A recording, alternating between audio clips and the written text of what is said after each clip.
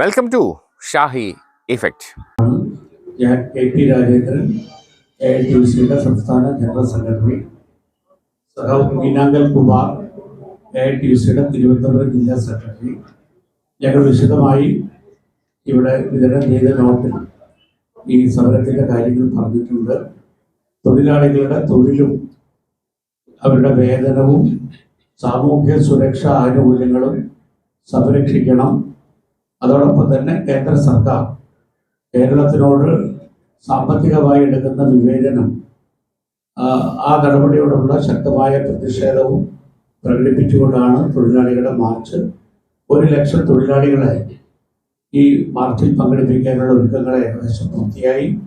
കഴിഞ്ഞ 4 മാസമായി സംസ്ഥാനത്ത് ഞങ്ങൾ നടത്തിയ ക്യാമ്പയിനുകൾ, 2 പ്രചരണ ജാഥകൾ ഉൾപ്പെടെ ഈ വിഷയങ്ങളെല്ലാം തൊഴിലാളികളുടെ നല്ലവണ്ണം പ്രചരണം നടത്തിയതിനു ശേഷമാണ് സെക്രട്ടേറിയറ്റ് മാർച്ച് നിശ്ചയിച്ചിട്ടുള്ളത്.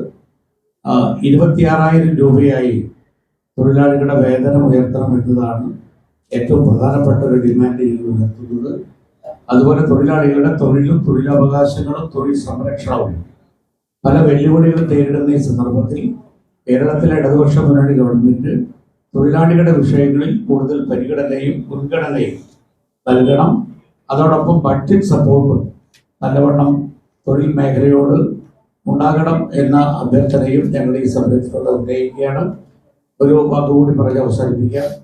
കേന്ദ്ര ഗവൺമെൻറ് തൊഴിൽ സമയം 8 മണിക്കൂർ എന്നത് വർദ്ധിപ്പിക്കാനുള്ള നിയമങ്ങളും നടപടികളുമായി മുന്നോട്ട് പോവുകയാണ്.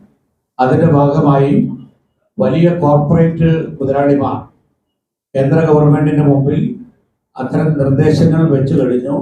ആഴ്ചയിൽ 90 മണിക്കൂറായി ജോലി സമയം വർദ്ധിപ്പിക്കണം. ഇന്ന് സർവദേശീയമായി ആഴ്ചയിൽ 48 മണിക്കൂറാണ് ജോലി, ഒരു ദിവസം 8 മണിക്കൂർ. അത് 90 മണിക്കൂറായി ഉയർത്തണമെന്ന് ഇൻഫോസിസിന്റെ തലവൻ ശ്രീ നാരായണ മൂർത്തി, അദാനി, ലോകത്തിലെ ഏറ്റവും വലിയ കോടീശ്വരനും കോർപ്പറേറ്റ് മുതലാളിയായുള്ള അദാനി, ഏറ്റവും അവസാനം LIT ചെയർമാൻ ശ്രീ സുബ്രഹ്മണ്യൻ തുടങ്ങിയ കോർപ്പറേറ്റ് മുതലാളിമാരാണ് ഈ നിർദ്ദേശങ്ങൾ വെച്ചിട്ടുള്ളത്.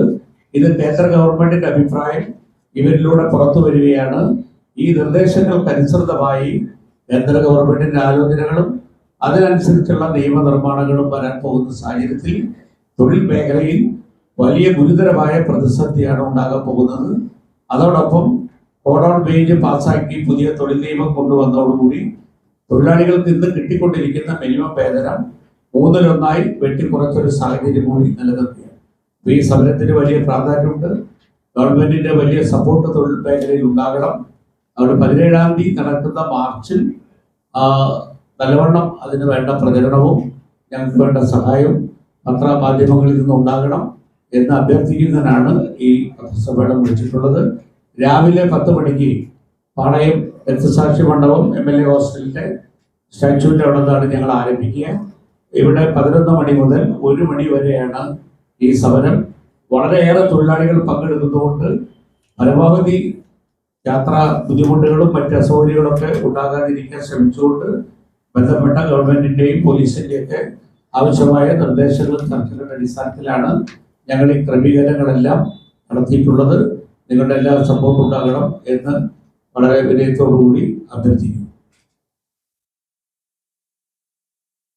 എല്ലാവരോടും വളരെ നന്ദിയുണ്ട്.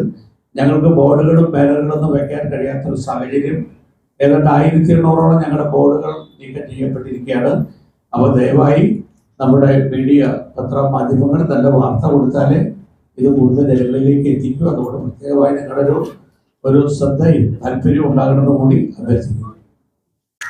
കൂടുതൽ വിശേഷങ്ങളുമായി വീണ്ടും കാണാം. അതുവരെ ഏവർക്കും നന്ദി, നമസ്കാരം.